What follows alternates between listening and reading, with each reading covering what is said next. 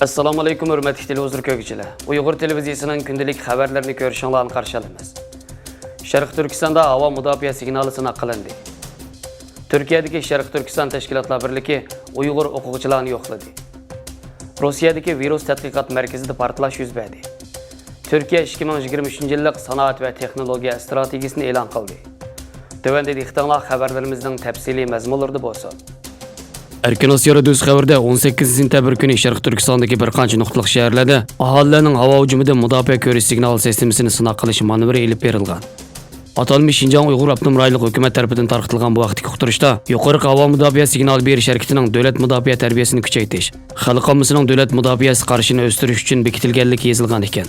Xitoy hökuməti yaxın 2 yildan buyon Sharq Turkistonni üstü ochiq turmga aylantirib, hech qanday atalmış terrorlik va zo'ravonlik vaqasining ko'rilmaganligini ilgari surgan va buni yepiq tarbiya lagerlarining natijasi sifatida tashviq qilgan.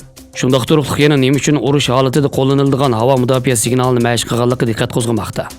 Dünya Uyghur Qurultayının bayanatçısı Dilshad Rashid bu vaqtda to'xtalib, Xitoy hukumatı rayonda yurgizayotgan siyosatlar tufayli xalqaro qattiq tanqid kuchirayotgan bir paytda uning o'z soyasidami cho'chiydigan holat yetib kelganligini, xalq tarafidan suyulmagan bir hokimiyatning mushundaq so'rovon vositalarga murojaat qildiganligini bildirdi.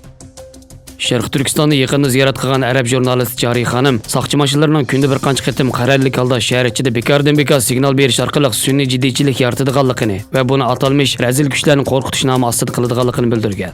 Ma'lum bo'lishicha, havo mudofaa signali oldin signal va havo hujumi signali degan ikki tur bo'yicha Urumchi, Sanji, Shixanza, Qarmay, G'o'lja, Ko'rla, Cho'chak, Qumul, Turpan, Aqsu, Qashqar, O'rtala, Xotan, Atush va Oltoy qatorliq joylarda elib berilgan ekan.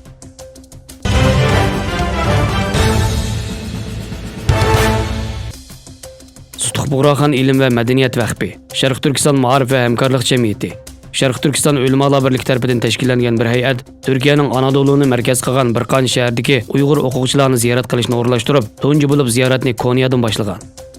Buğraxan İlim və Mədəniyyət Vəxbisining Konya şöbəsining ichilish va o'quvchilarning o'qishni boshlash murosimiga qatnashib, o'tgan yili o'qish natijasi a'lo bo'lgan o'quvchilarni mukofotlash maqsadida oldi bilan Konya shahar boshlig'i bosh kotibi, Konya muftiysi shundaqla Konyadagi Uyg'ur jamoati ko'ngil bo'layotgan tashkilot va jamiyatlarni, Konyadagi danglik universitetlardan biri bo'lgan Najmuddin Erbakan universiteti, oxirida Konya yerlik tashkilotlari birligini ziyorat qilish bilan boshlandi.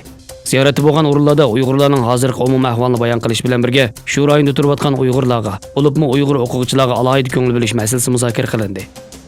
Buğraxan İlim və Mədəniyyət Vəxbisi aloqa qilib turayotgan Uyg'ur o'quvchilar Najmuddin Erbakan universiteti, Seljuk universiteti, Qaratay universiteti qatorliqlar.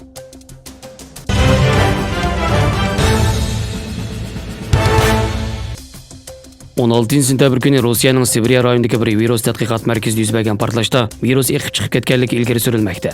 Rossiya matbuotlarining xabarlariga asoslanganda, Novosibirsk rayonining qarashliq Koltsivo shahridagi Vektor davlatlik virologiya va biotexnika tadqiqot markazida gaz portlash vaqasi yuz bergan. Portlash sababi hozircha aniqlanmagan bo'lib, Rossiya tekshirish komitetining voqea haqida tekshirish boshlaganligi bildirilgan. Dunyodagi Ebola, vabo va chechak, AIDS kasalliklari virus saqlanayotgan eng nodir muassasalardan birisi hisoblanadigan tadqiqot markazidagi portlashda virus eqib chiqib ketganligi ilgari surilmoqda. Yana bir tarafdan Rossiyalik aloqador mas'ullar bu portlashning atrofdagi insonlarning hayotiga xavf yetkazmaydiganligini, bir kishining og'ir darajada kuyib yaralanganligi, mazkur tadqiqot markazi remont qilinayotgan bo'lg'achqa hech qanday kasal avrishkinlarning yo'qligini bildirgan.